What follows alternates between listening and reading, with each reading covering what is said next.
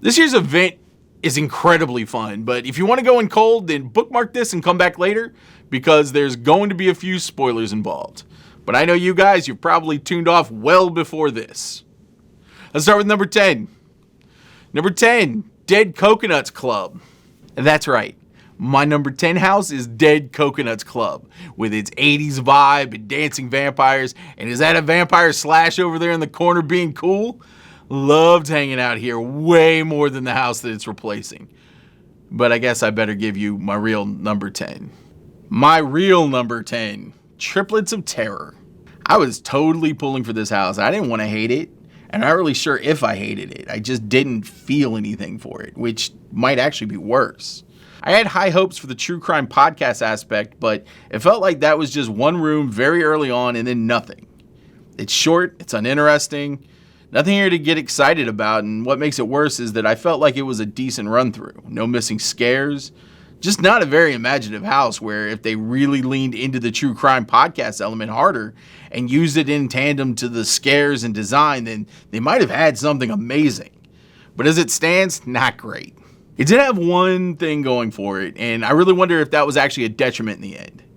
The facade was awesome, very visceral with the rain and the cop car, red and blue police lights flashing. It sets the stage for a much better experience. I asked our tour guide about it, and he said that they were looking at a slasher IP and decided that they could do better on their own with an original. I can only imagine that the slasher IP they were looking at was Babe Pig in the City. Also, they should probably look into that one for next year. All right, let's look at my prediction for number 10 on my hype list. I had Triplets of Terror. Hey, 1 point for me. Number 9, The Museum, Deadly Exhibit. Triplets was the only house that I didn't care for. The other 9 houses I enjoyed, but that doesn't make for a great list. So for whatever reason, this is just how the cards fell. The museum had a lot of elements that I loved. It felt like a museum with its information desk, the little exhibit cards, set design. All of it was very cool. For me though, I was never really scared. It just felt like a nice walk through a rotting museum.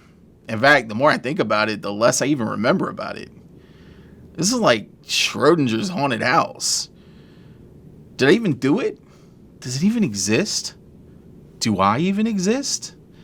Oh man, I'm having an existential crisis. This house has caused an existential crisis, and maybe that's the true horror of the museum. But what did past Matt think would be at number 9?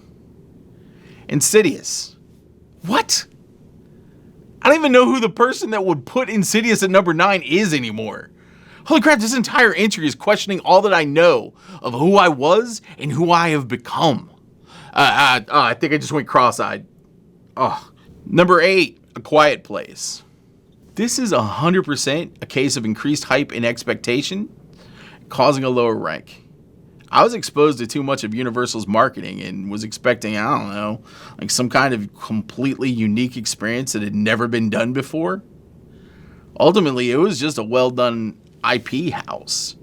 What I wanted was something completely quiet that reacted to any sound I made.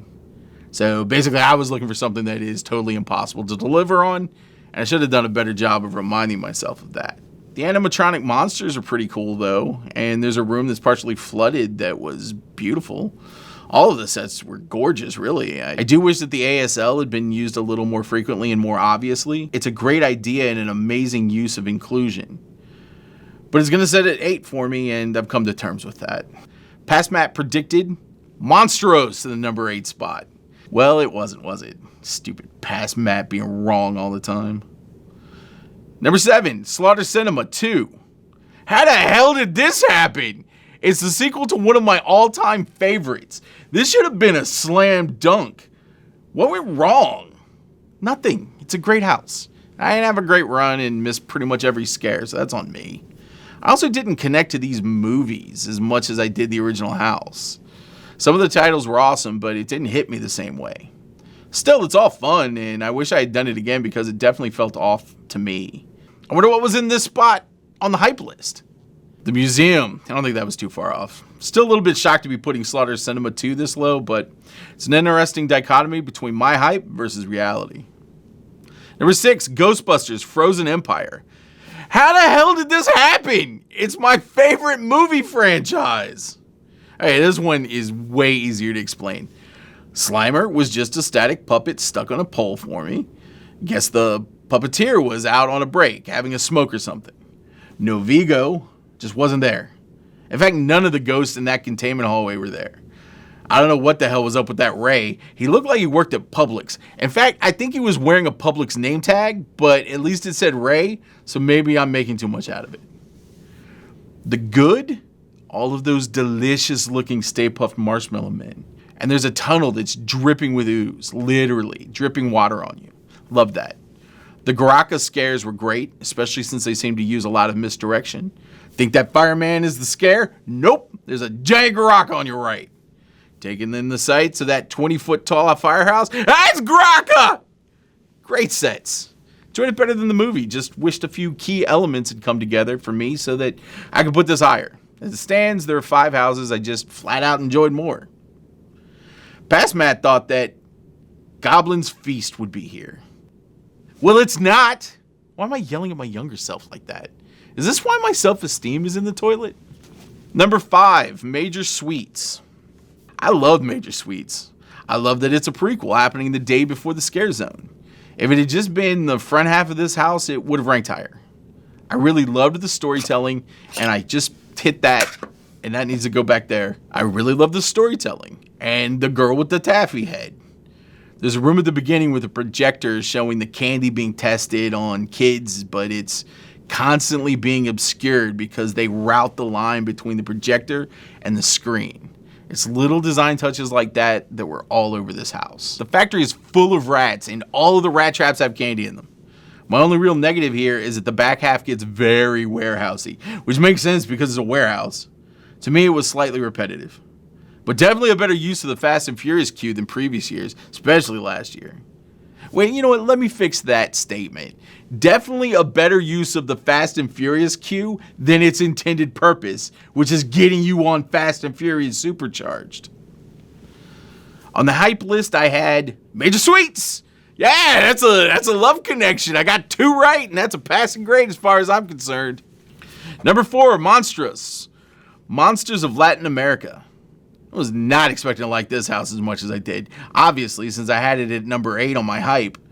The sets were just gorgeous, from the modern village to the bar where Il Sabon was stalking his victims. This is another example where setting the mood with great design is going to make such a big difference in a haunted house. What probably earned this house a spot here more than anything else was that final scare. As I was exiting through the door, a final Il Sabon on stilts scared me so perfectly that I thought it had finally happened, that I had been scared into a heart attack. Sure, bad habits would have been primarily to blame, but that last scare was intense and impeccably timed, and I loved every second of it. A Quiet Place was sitting at number 4 on the hype list, so yep, hype is a powerful thing. Number 3, Universal Monsters Eternal Bloodlines. Going into this, I had read a lot of disappointed posts and lackluster opinions. Well, the opinions that the house was lackluster. Not that the opinions were lackluster. You know what? I'm over-explaining again, aren't I? Is this a case where lowering my expectations led to more enjoyment? Yes. Yes, it did.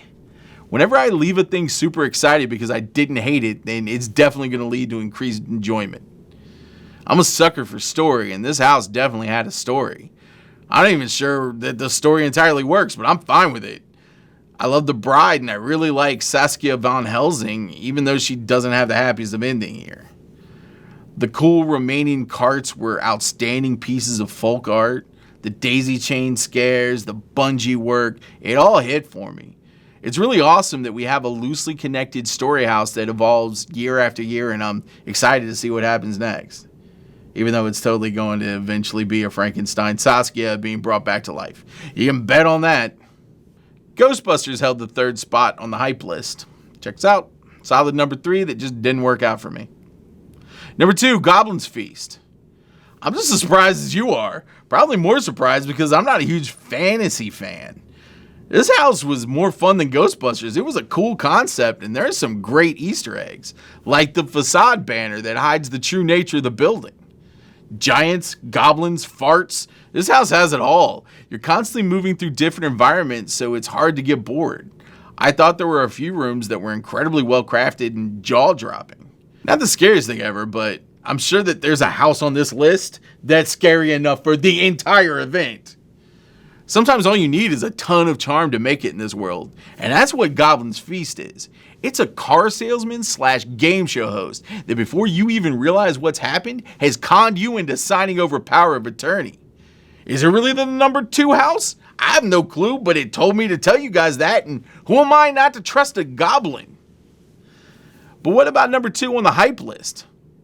Slaughter Sinema 2. Okay. Number 1. Insidious, The Further. How the hell did this happen? A franchise I don't really care about. Movies that I don't think I've even stayed awake through. I haven't even bothered to watch the 3rd and 4th movies. What is even going on? I'll tell you what's going on.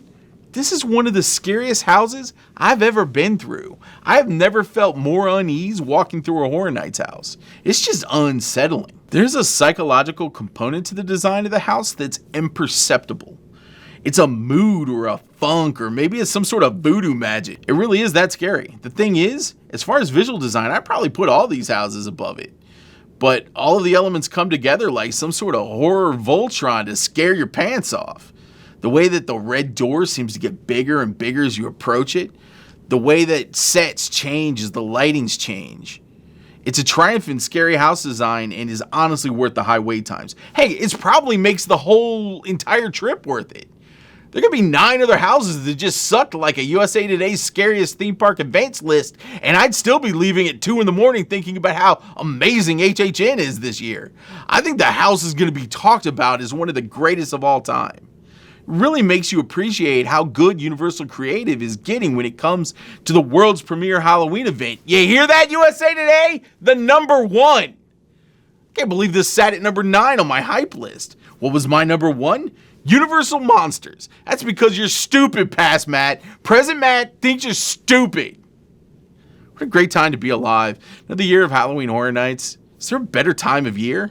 No, there is not. If you haven't been yet, then get down there and get scared. Man, another heck of a show, right? And don't forget to subscribe and get notified when new content drops every week. Come back next week and we'll do it all again, but with different topics and stuff. Look, I'm not going to just run the same show again. That would be insane. Who am I talking to?